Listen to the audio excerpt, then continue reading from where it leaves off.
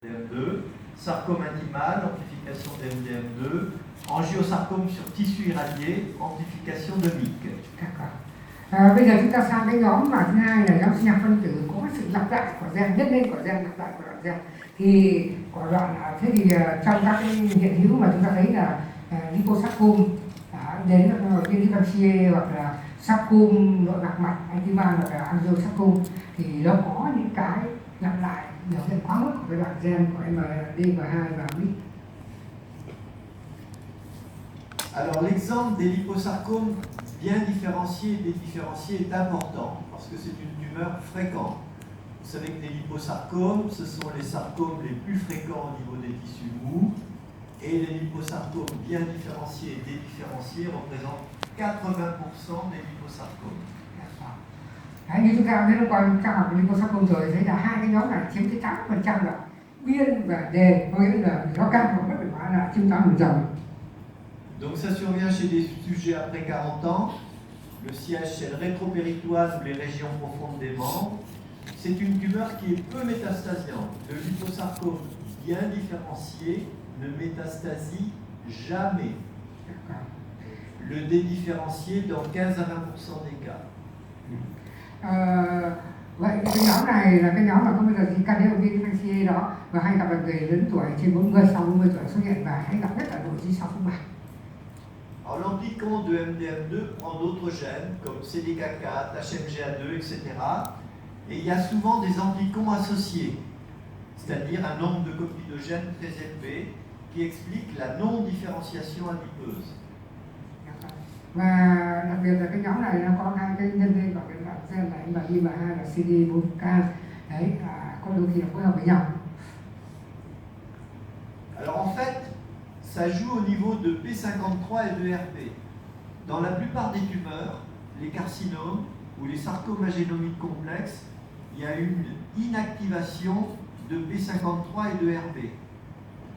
Là, il y a une hyperactivation des inhibiteurs de ces deux gènes. Donc ce qui revient à peu près au même.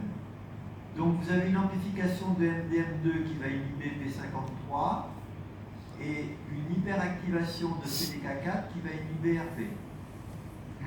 Đây là cái cơ chế nhân lên của cái kích thích trong các nhân lên của u thì CDK4 để tác động vào cái ribosome và tạo ra và kích thích cái đoạn mà nhân lên đó và đột biến MDM2 thì nó sẽ kích thích quá trình đột biến kích thích vào quá trình P53 và trong quá trình nhân lên của ADA của tế bào và nó tạo ra quá trình nhân lên bất thường của tế bào u.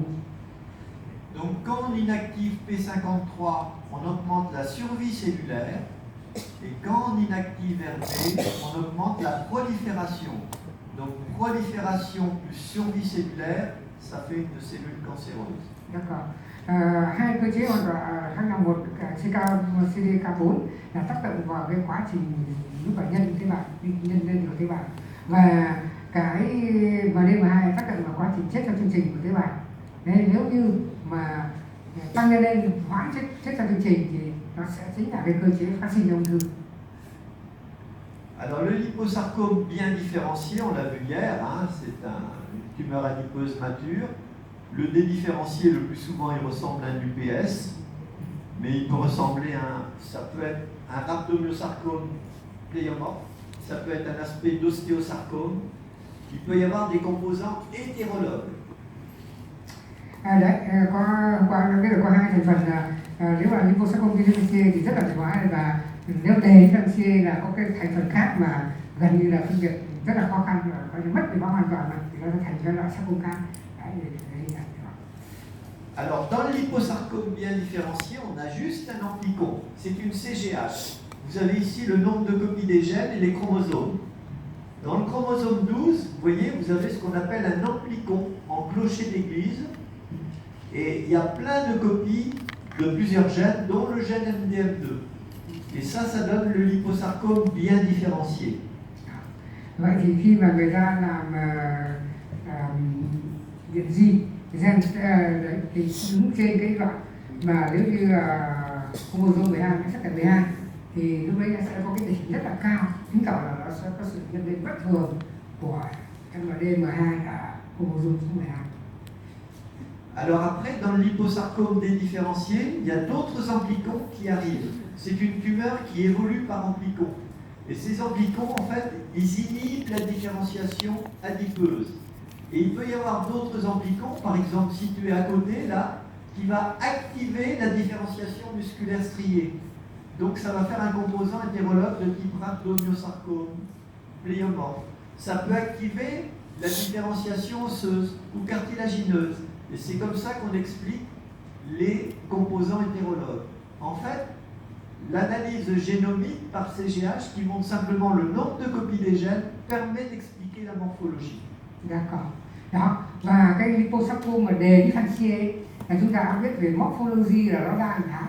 Thế thì ngoài hai cái đỉnh MD, M2 và CDK4 thì ông ấy sẽ có kích thích những cái đỉnh khác. Cái giải thích là cái đỉnh sơ đỉnh gì thì chứng tỏ là hình thái của ông đa dạng là như vậy. Đấy là trên cái bản đồ của cái di gen này nó thấy là có cái đỉnh gen khác đó. Chứng tỏ từ đó nó sẽ phải chăng nó sẽ làm cho cái kích thích tăng sinh sơ, tăng sinh gì đó làm cho nó thay đổi cái hình thái của mình. Et donc, la présence d'une amplification d'MDR2, c'est un outil diagnostique important pour distinguer un liposarcome différencié d'un lipome remanié. Et c'est vrai qu'avant, on se trompait assez facilement. Maintenant, on a un outil standard, fiable, reproductible. Et pareil pour les sarcomes peu différenciés intratronculaires, entre UPS ou liposarcome dédifférencié, avant on ne savait pas. Maintenant, on sait.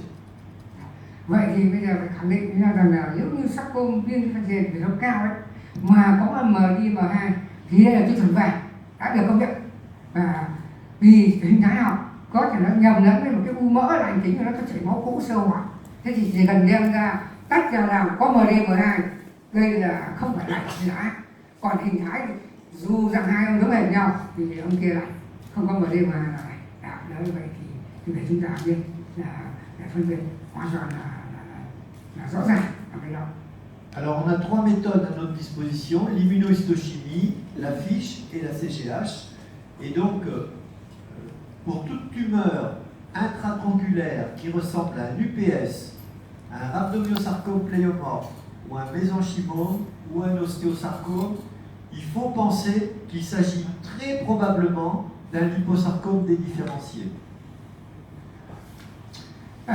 Với lại cái kỹ thuật hiện hữu thì chúng ta sẽ sử dụng được 3 kỹ thuật máu hỗn dịch FIT và CCH thì có thể hoàn toàn là phát hiện được MD, M2. Thế thì vậy thì đấy. Và cái nữa là cái lần thứ hai là những cái u bé hoặc là các cái sarcome đa hình thái hoặc là cái u trung mô và bất thường trung mô kính thì chúng ta phải phân biệt với một cái liposarcome dédifférencié. Voilà les techniques, MDM2 en immunohistochimie, mais cette technique n'est pas absolument spécifique et n'est pas toujours sensible, en particulier dans les tumeurs adipeuses matures. Et donc, on utilise la fiche quand on le peut, et la fiche... Alors avant, on faisait une fiche pour MDM2 et CDK4, c'était très joli, ça donnait des couleurs vertes et rouges. Maintenant, on utilise une fiche MDM2 avec le centromère. Et donc, vous voyez, ça donne des amplicons. On n'arrive plus à compter le nombre de copies tellement il y en a, quoi. Donc, c'est souvent évident, en plus, en fiche. Thứ nhất là dùng hormone dịch đúng không? Nhưng mà đôi khi nó không đặc hiệu hoàn toàn đâu. Nếu mà thực sự là trả tiền được mấy trăm nghìn thì thấy nó tốt thì không sao, còn nếu vẫn nghi ngờ ta phải dùng kỹ thuật cao hơn chứ. Thế thì cái này thì hữu ích, nhưng mà còn cái này thì đương nhiên là quá tốt rồi. Thấy một cái cụm máy sáng, cụm ký hiệu nó đầy ra, nếu như chúng ta đã làm Dual Switch Kit chúng ta thì cũng đã thấy được. Đây thì nó sáng màu rất là thú vị, màu rất là bắt mắt. Thì kia thì nó chỉ có một màu thì đấy nó đầy nó cuộn với nhau đây thì rất là rõ, chứng tỏ nó có sự nhân lên bất thường. Une question. Ça tombe bien, on a fini avec les amplifications, donc une question.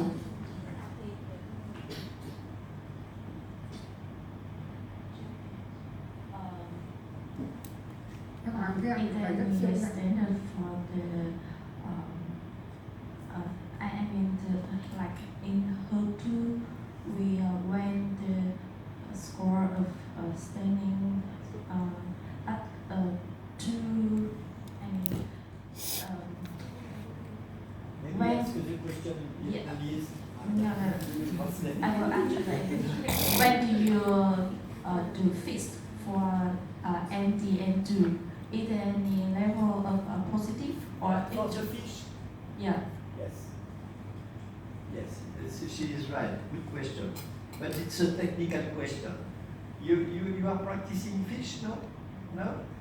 Because normally there are two copies of gene. And we talk about gain of gene between 5 and 10 and amplification over 10. To make sure we are talking about amplification. And we have to make the ratio between the number of copies of gene and the centromere.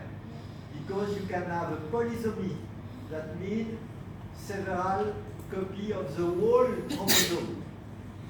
And if you have, let's say, 10 chromosome 12, you will have 20 copies of MDM2. But it's not an amplification. It's a polysomy. It's different. You understand what I mean? Đó thì giống như là nói cái HER2 ấy, thì cái này là chúng tôi phải đếm. Ví dụ như là đếm cái đoạn này nhá, nó nhân lên của cái gen này trên cái đoạn này nó nhân lên ở đây. Thì nhưng mà phải tại một vị trí.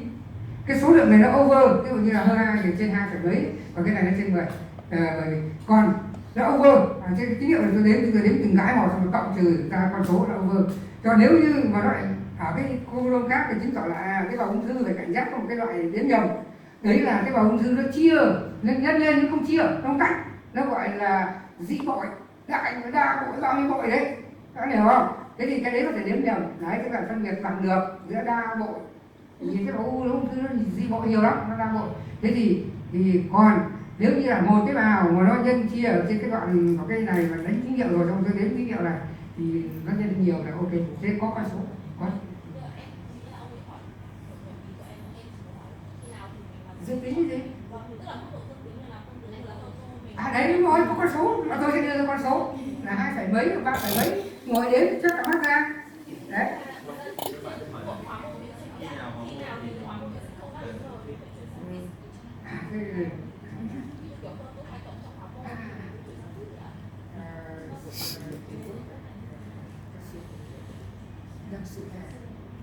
Em